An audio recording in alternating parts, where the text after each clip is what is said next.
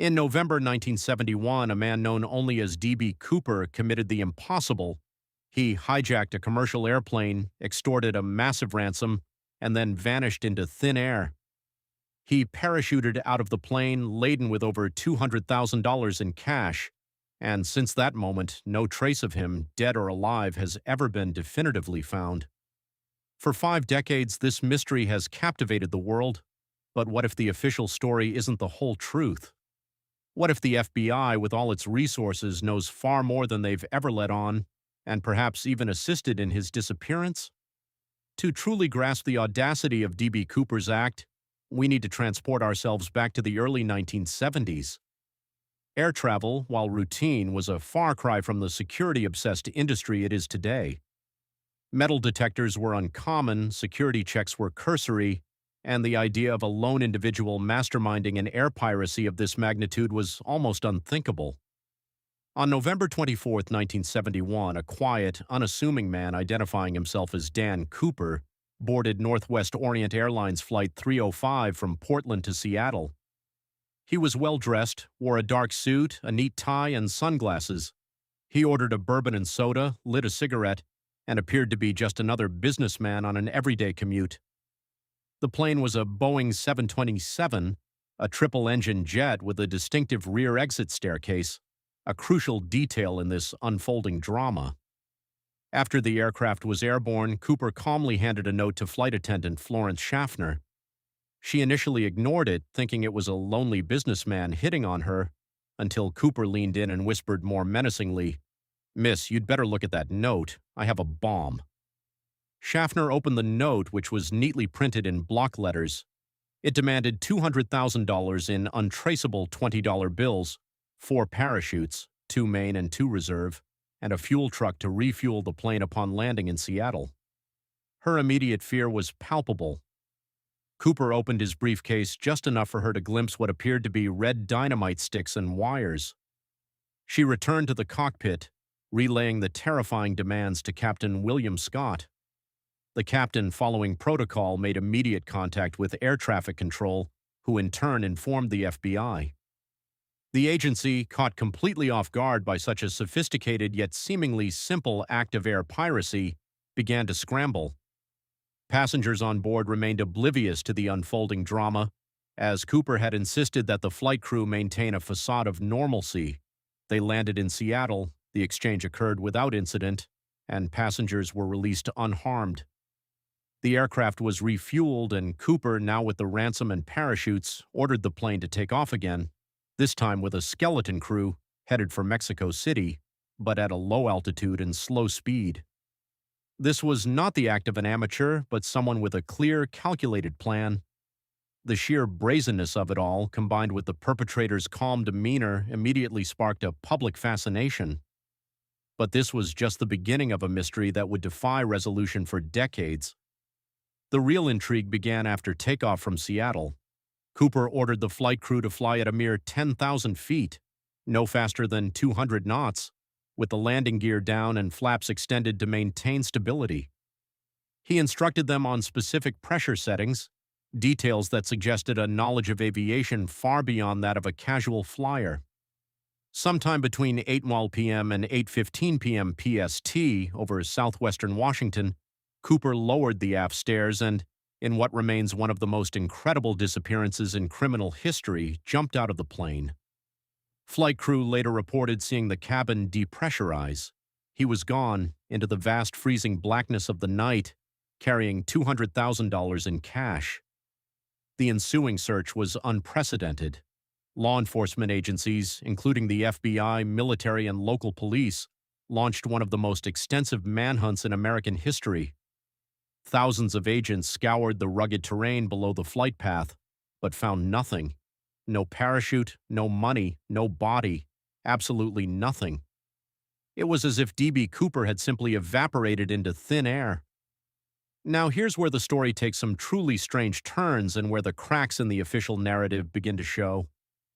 The initial FBI investigation was marred by what some consider glaring inconsistencies and outright failures. For instance, the very parachutes Cooper was given were reportedly standard military issue, modified for training, and one reserve chute was inexplicably a dummy chute from a parachute exhibition. Was this an oversight or a deliberate attempt to sabotage Cooper? If the latter, it clearly failed. And why, with all the resources of the U.S. government, was there such a complete lack of a coherent flight path reconstruction from the beginning? Many have argued that the FBI, despite their proclamations, seemed to deliberately narrow the search area based on flawed assumptions, diverting attention from where Cooper truly might have landed. Furthermore, the ransom money itself, marked but untraceable, almost completely vanished. It wasn't until 1980, 9 years later, that a significant portion of the money, $5,800 in corroded $20 bills, was found by an 8-year-old boy named Brian Ingram, buried in sand along the Columbia River in Vancouver, Washington. This discovery only deepened the mystery. The bills were in sequence, confirming they were from Cooper's ransom. But the location was puzzling. It didn't quite align with the officially presumed drop zone, forcing investigators to reevaluate their entire trajectory. Could the river have carried it there? Perhaps, but the bills were bundled, suggesting they hadn't been loose in the water for long. This singular find only amplified the feeling that the FBI was either incompetent or intentionally obfuscating details. The rest of the money, over $194,000, remains missing to this day. Why was only this small fraction ever recovered? Was it planted? Was it a diversion? The theories about Cooper's identity are legion, and some are truly unsettling. One of the most compelling suspects was Richard McCoy Jr., an ex-Green Beret and avid skydiving enthusiast who committed a similar hijacking in 1972, demanding $500,000 in parachutes. He was caught and subsequently escaped from prison, only to be killed in a shootout with FBI agents. While the similarities are striking, the FBI eventually ruled him out, citing differences in MO and physical descriptions. Then there's Kenneth Christensen, a former Northwest Orient flight purser with a background in aviation intelligence, whose family later recalled him suddenly acquiring a large sum of cash and making a mysterious house purchase. He eerily resembled the composite sketch of Cooper. Even more disturbing is the theory that Cooper was a former military paratrooper, possibly with combat experience, given his calm demeanor under pressure and precise demands. The level of detail he provided regarding the aircraft's operation strongly suggests military or aviation knowledge. But here's the truly dark thought. What if Cooper wasn't just a lone wolf? What if he had insider help? The FBI's handling of the evidence, the inconsistent witness statements, the rapid closure of the primary investigation, these elements fuel speculation.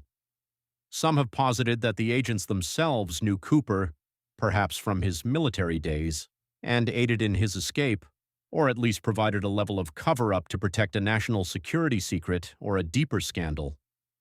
The idea that a government agency would allow such a criminal to vanish without a trace is unsettling, yet not entirely without historical precedent in covert operations. The official narrative struggled to explain so many loose ends, raising more questions than answers. Why were the specific parachutes provided? Why the geographical uncertainty? Why the almost immediate silence from the FBI on significant leads? It hints at much more than a simple cold case. To this day, the case of D.B. Cooper remains the only unsolved skyjacking in American history. The FBI officially closed the active investigation in 2016, stating that all credible leads had been exhausted and their resources could be better allocated. But closing the case doesn't mean it's solved, and it certainly doesn't mean the public has the full story. The enduring fascination with Cooper isn't just about the thrill of a daring criminal act. It's about the tantalizing possibility that the truth is intentionally obscured. We will likely never know who D.B. Cooper truly was or what became of him and the bulk of his ill-gotten gains. He symbolizes the ultimate escape, a ghost in the machine of justice, forever dancing at the edge of our perception. And perhaps that's exactly what some powerful entities wanted all along, to keep the true identity of Dan Cooper and any shadowy accomplices buried deep within the annals of history. If you want more mysteries that challenge official narratives, The next video explores the chilling secrets of the Dyatlov Pass incident.